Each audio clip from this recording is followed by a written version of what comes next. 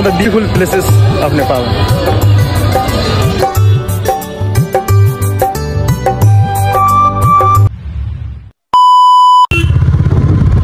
Hey guys, welcome back to my video. I hope you all are doing well.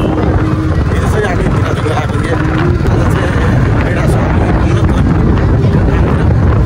that is the one of the biggest temple of Nepal.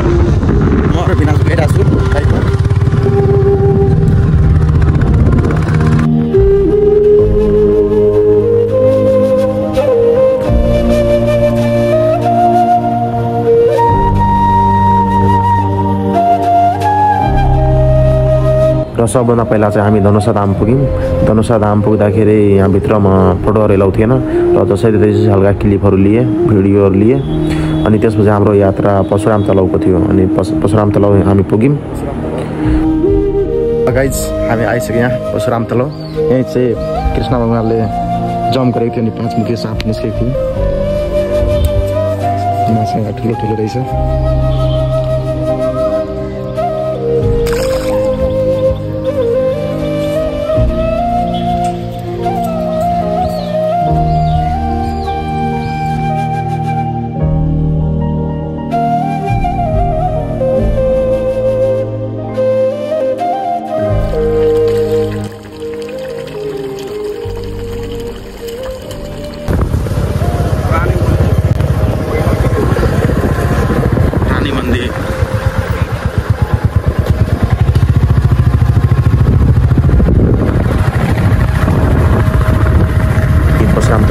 त्यसपछि अब हाम्रो next destination Janakpur थियो।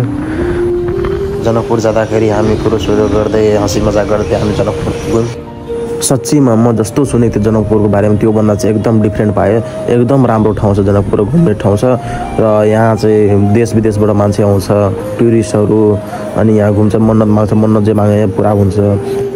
र आउँदा हामीलाई अलि ढिलो भयो। यहाँ चाहिँ 12 बजेपछि मन्दिर बन्द हुन्छ, त्यसैले हामी दर्शन गर्न पाइन र अब अर्को पालि आउँदाखेरि हामी पक्का नि हेर्नेछौँ मन्दिर।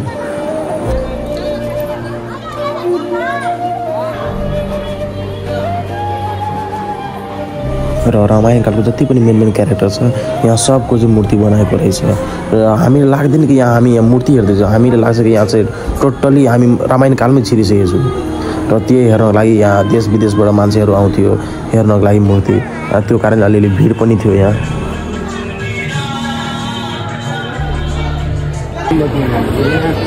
एउटा सुसाइडको केस भयो कि यहाँबाट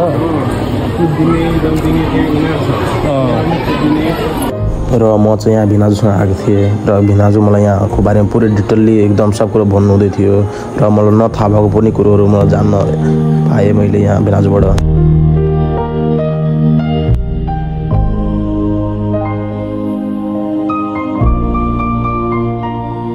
र चाहिँ यो जनकपुरको म्युजियम हो।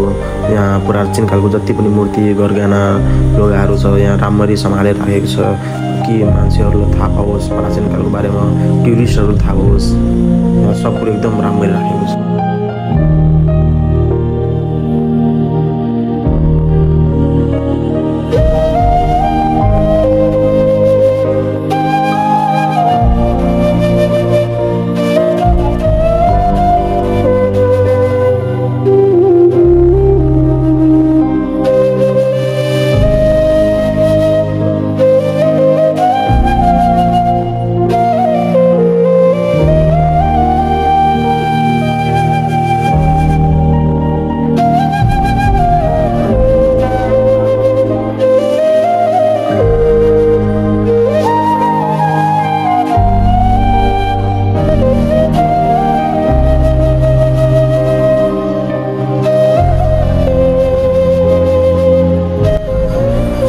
बाटो भ्यू यति राम्रो नजारा हेरेर मलाई लाग्यो म यहीँ बसौँ भनेर। कति राम्रो भ्यू छ भाइ साहब, यति राम्रो छ, यति राम्रो ठाउँ हेराउनु। जसले पनि लाइक कमेन्ट सब्सक्राइब गर्नु, प्लिज लाइक कमेन्ट सब्सक्राइब गर्न नबिर्सनु होला।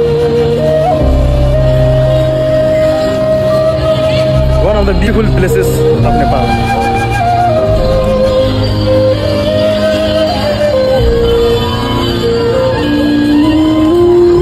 अब हामी इन्टरभ्यू गर्न गइरहेको छौँ। तारा भगवानको दिए भए